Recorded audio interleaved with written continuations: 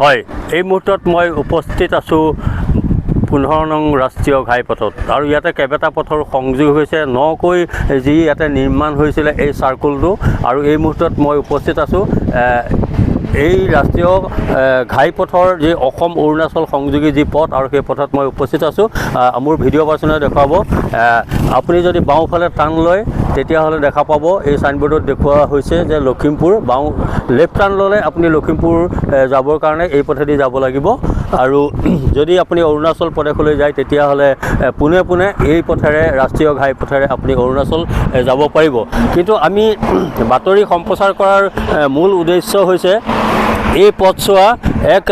বৃহৎ এটা এলেকা বহু দূৰ জুৰি পেলাই আচলতে এক জনশূন্য পথ বুলি ক'ব লাগিব আৰু এই পথত সঘনাই বৃহৎ আচলতে দুৰ্ঘটনা সংঘটিত হৈ আহিছে আৰু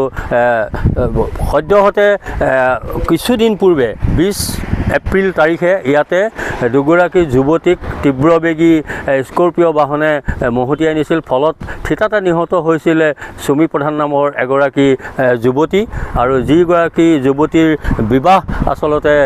সিদ্ধান্ত হৈ আছিলে, মাত্ৰ কেইটামান মাজত দিন বাকী আছিলে, সেই মুহূৰ্তত কিন্তু তেওঁক এই দ্ৰুতবেগী যি বাহনে মহতিয়াই পেলাই প্ৰাণ কাঢ়ি নিলে আৰু লগতে আনগৰাকী তুলিমণি নাথ নামৰ যিগৰাকী যুৱতী আছিল, দুয়োগৰাকী স্কুটি আৰোহী আছিল আৰু তেওঁৰো দুখন ভৰি ইটোপে হেৰুৱাইছে। একমাত্ৰ ঘৰৰ উপাৰ্জনৰ স্থল আছিল বুলি ক'ব লাগিব, সেইগৰাকী যুৱতী প্ৰাণ হেৰুৱালে। কিন্তু এটা কথাৰ কাৰণে আমি আজি ইয়াত বাতৰি সম্প্ৰচাৰ কৰিছোঁ, এই জনশূন্য পথছোৱা বহু দূৰ জুৰি পেলাই ইয়াত কোনো ধৰণৰ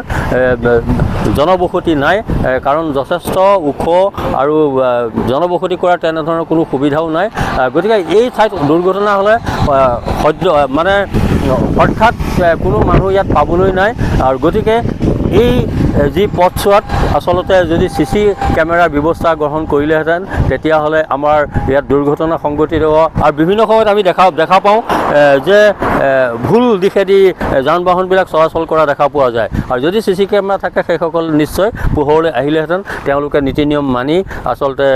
যান বাহন নিয়ন্ত্ৰণৰ যি আইন মানি পেলাই গাড়ী চলাইছে নাই আৰু এই মুহূৰ্তত আমাৰ ইয়াত কেইবাগৰাকীও ব্যক্তি এই পথেৰে অহা যোৱা কৰি থকা অৱস্থাত আমি পাইছোঁ আৰু তেখেতসকলৰ পৰা জানিব পাৰিম এই পথত যে সঘনাই দুৰ্ঘটনা সংঘটিত হয় আৰু এই পথত আচলতে কেনেধৰণৰ সুবিধা পথ বিভাগে ইয়াত ব্যৱস্থা গ্ৰহণ কৰিব লাগে। নিশ্চিতভাৱে যিহেতু অলপ দিনৰ আগত যিটো ইয়াত দুৰ্ঘটনা সংঘটিত হ'ল, প্ৰথমে মই এই যিটো NSAI এই NSAIক মই জগৰীয়া কৰিছোঁ আৰু মই NSAIক আহ্বান জনাইছোঁ, তেওঁলোকে যদি CC কেমেৰা আগতীয়াকৈ যদি লগালে হয় তেন্তে এই দুৰ্ঘটনা সংঘটিত কৰা গাড়ী বা বাইকেই হওক তেওঁলোকে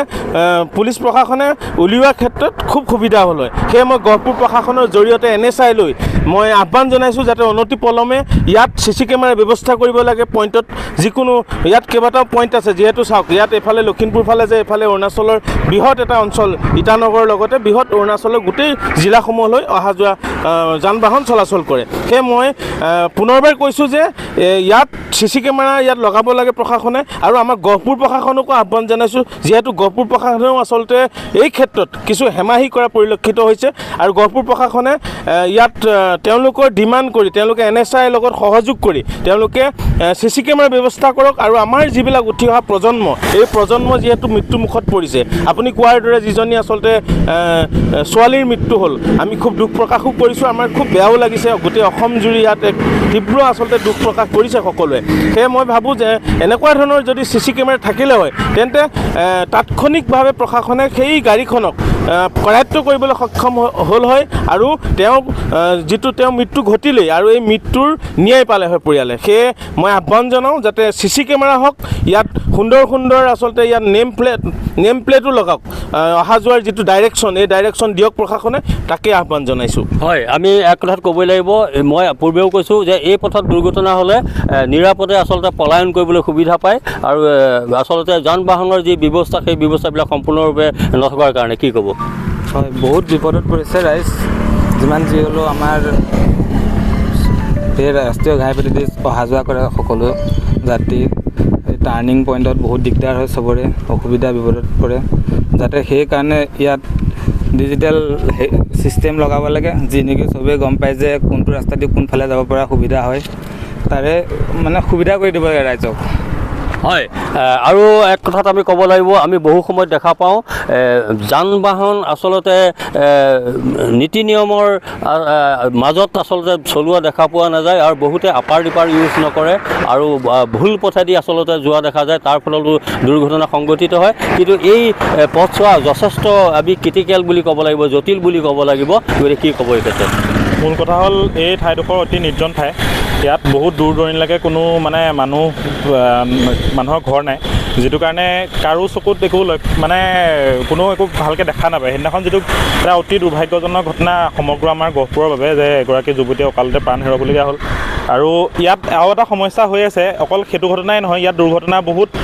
সৰু সৰু যুৱক যি 18-19 বছৰীয়া 16 বছৰীয়া যুৱক ইয়াত দুৰ্ঘটনাত মৃত্যুমুখত পৰিছে তাৰ কিন্তু মেইন কাৰণটো হ'ল ইয়াত প্ৰশাসনে সেই চেকটো যিটো কৰিব লাগে আমাৰ যিটো অৰুণাচল ৰোড এইটো আমাৰ একচুৱেলি অসম আৰু অৰুণাচলৰ যিটো বৰ্ডাৰ ইয়াত ভালকৈ কিন্তু চেকিংটো নকৰে যিটো কাৰণে ইয়াত বহুত ল'ৰাই আহি পেলাই ইয়াত ষ্টাণ্ট মৰা মই নিজ চকুৰে দেখা পাইছোঁ মই মানে বহুত দিন আগতে ভাবিছিলোঁ যে ষ্টাণ্ট মৰাৰ বিষয়ে মই এটা ভিডিঅ' কৰিম কিন্তু আজি আপোনালোকে আহিছে মই এইটো আপোনালোকৰ জৰিয়তে প্ৰশাসনক জনাইছোঁ ইয়াত কিন্তু বহুত ল'ৰাই কোনো নীতি নিয়ম নোহোৱাকৈ বা লাইচেঞ্চ নোহোৱা ল'ৰাই ইয়াত আহি কিন্তু ষ্টাণ্ট কৰে সেয়া আমি সঘনাই দেখি থাকোঁ গতিকে এই ক্ষেত্ৰত মই প্ৰশাসনক আহ্বান জনাম যে CCTV কেমেৰা যদি ব্যৱস্থা কৰে তেতিয়াহ'লে তেনেকুৱা যুৱককো মানে উচিত মানে শাস্তি প্ৰদান কৰিব পাৰিব বা তেওঁলোকক সেইটো কৰাৰ পৰা বাধা দিব পাৰিব লগতে এনেকুৱা দুৰ্ঘটনা সংঘটিত হ'লে কোনো গাড়ীয়ে কেতিয়াও মানে ইয়াৰ পৰা পলায়ন কৰিবলৈ সক্ষম নহ'ব গতিকে মই প্ৰশাসনক সেইটোৱে আহ্বান জনাম অতি শীঘ্ৰে ইয়াত যাতে CCTV কেমেৰা লগতে এখন ডিজিটেল বৰ্ড যাতে লখিমপুৰ কোনফালে যায় আৰু ইটানগৰ কোনফালে যায় সেইটো প্ৰপাৰলি আমি যাতে জানিব পাৰোঁ মই সেইটোৱে আহ্বান জনাম নিশ্চয় আচলতে যান বাহনৰ যি সংকেত আৰু সেই সংকেত আচলতে ইয়াত স্থাপন কৰা দেখা হোৱা নাই আৰু আচলতে এটা বৃহৎ কোম্পানীয়ে এই পথছোৱা নিৰ্মাণ কৰিছিল কিন্তু তাৰপিছত পিছতীয়াকৈ যিখিনি ব্যৱস্থা আচলতে ইয়াত সংকেত স্থাপন কৰিব লাগিছিলে সেই সংকেত স্থাপন হোৱা দেখা পোৱা নাই যাৰ ফলত আচলতে বাইক আৰোহীয়ে হওক বা গাড়ী চালকেই হওক বিপাঙত পৰা দেখা যায় গতিকে ৰাইজৰ আহ্বান যদি এই ব্যৱস্থাখিনি কৰাৰ বাবে যি ঊৰ্ধ্বতন কৰ্তৃপক্ষ আছে তেখেতসকললৈ আহ্বান জনাইছে স্থানীয় বাসিন্দাসকলে যিকোনো খবৰৰ বাবে যোগাযোগ কৰক 7099017330 লগতে 7099017110 নম্বৰত।